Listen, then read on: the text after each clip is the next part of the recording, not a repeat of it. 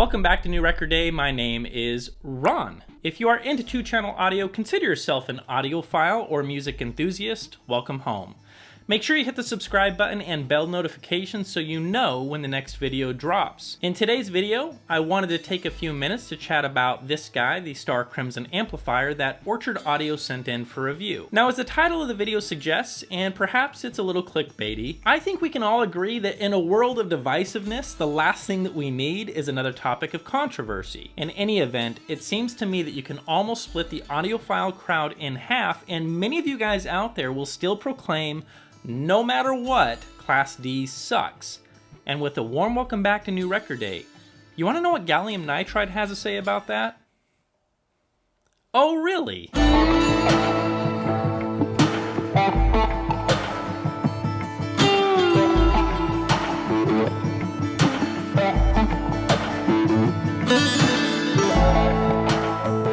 Alright folks, before we dive in, I just want to let you know that we are now offering some exclusive Patreon content. I have prepared a video making some comparisons of the Starkrimson amplifier to others that we have in-house. So if that's something that you might be interested in, you can sign up as low as $2, and all the information is down below in the description. Thank you, I appreciate it, and yeah, let's get this show on the road.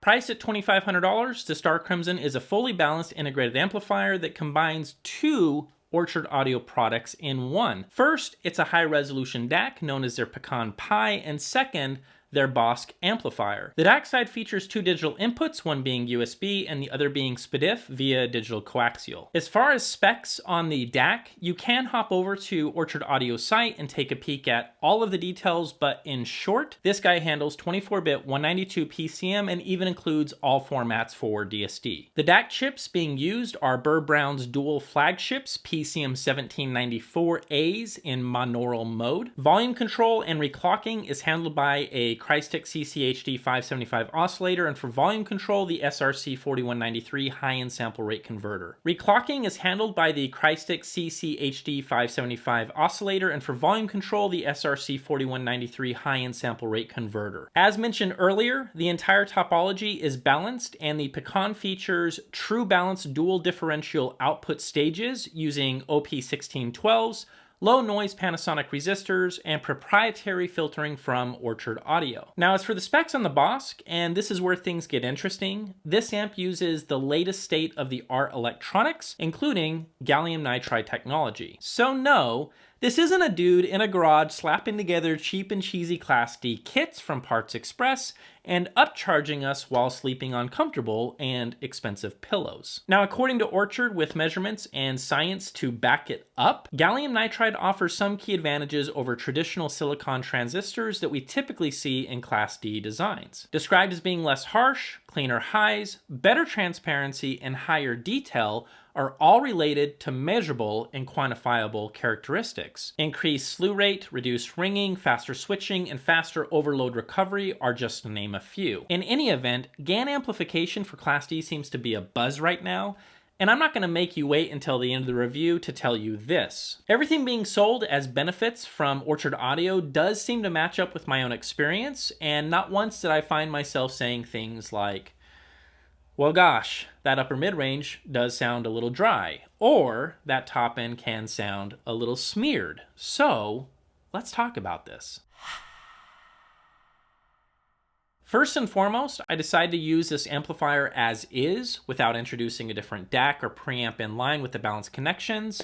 And that reminds me, that is the reason for this design. Yes, it does look a little weird seeing these short balanced cables on the back of this thing, but as soon as you realize how simple it is to wire in a different preamp or entirely different front end, different DAC, you name it, it makes perfect sense. Anyhow, at the time that I got this guy up and running, I tried the Starkrimson with the recently reviewed ELAC Unify 2.0 speakers, both the UB52s and UF52s. In both examples, the amp sounded incredibly clean and immediately sprang into action with powerful and confident sounding bass. In this simple rig, I tried going straight from my MacBook Pro, which sounded pretty good, but it was completely destroyed by the Inuos Zenith in front of it. So yeah, part of the NRD mantra going forward is this: whatever you are feeding your DAC matters, and it matters a lot. In any event, I kept forcing myself to zone in on the top end and upper mid-range, which is typically where some traditional Class D can sound,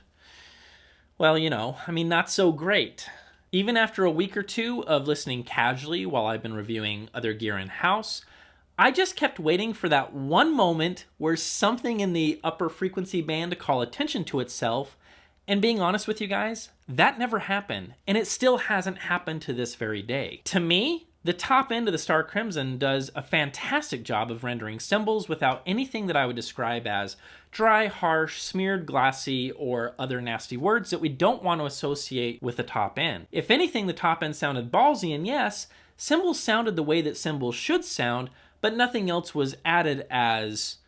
Surprise! What's behind door number 3, Bob? Oh, sweet, listening fatigue. Even more, the separation of the information on top was really impressive, and it might be one of the standout magic tricks of this amplifier. In-house, I had the Purify amp and even some other in-core Class D stuff, and I gotta say, I think in terms of separating complex information and treble extension, I think I like how this amp does it a little more than the rest. And if you know anything about the caliber of amps that I'm talking about right now, this is a pretty big compliment. Mid-range and upper mid-range was, as far as I can tell, an exact blueprint of what's being fed to the Starkrimson, which means at no point did I think the mid-range was trying to sound colored for any specific reason. Both male and female vocals sounded natural and clean. Now that I think about it, the entire amp sounds clean. Any acoustic instruments seem to be spot on as well, whether it's an acoustic guitar or all things percussive and mid-range such as congas and bongos, and so much more. I could easily make out the inner details of each instrument, and again, at no point did I find myself saying, but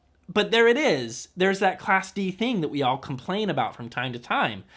No, sorry Charlie, that dry and chalky chit-chat that we typically have about Class D, it doesn't apply to this amplifier. I'm sorry, it just doesn't. Bass performance has never been much of a pain point for well-designed Class D, and the same thing applies here. As I mentioned in my opening statement, the first thing I noticed is just how powerful and confident this amp sounds. Texture and tone is no problem for the Starkrimson, and being able to hear the details in bass was never a problem as well. Also, I tried the Spatial Sapphires, which are a 4-ohm load, and the Starkrimson didn't even flinch, even at loud listening levels. So bass performance is fast, articulate, it matches well with open baffle applications, and I would imagine those that are looking for a one-and-done solution with something like the Sapphires, this would be a fantastic choice. In any event, bass is awesome with the Starkrimson and sounds incredibly robust and very powerful. Folks, Class D doesn't suck. Please join me in killing off this silly mantra that simply doesn't apply as a blanket statement here in 2020. Sure, there have been some less than stellar designs in the past, but that's the thing. That's the past, and what we're talking about here is an advancement. As for those that are ignorant enough to say that Class D isn't a large part of our audiophile futures, there's nothing that I can say to you other than give the Starkrimson an audition, and I can promise you this, if you're honest with yourself, you'll probably agree with me. There is nothing about this amp that sounds bad, and if anything, it gives great hope for the future of all things Class D. All right, folks, and those are my thoughts on the Starkrimson amplifier. It's a good sounding amp, period. I'm not even gonna throw in it's good sounding for Class D. Like, I'm getting tired of that kind of chit chat, and I don't want to participate in it when the product is good and it just sounds good, period. So I'm going to commit to that, and I would say this, give it a listen.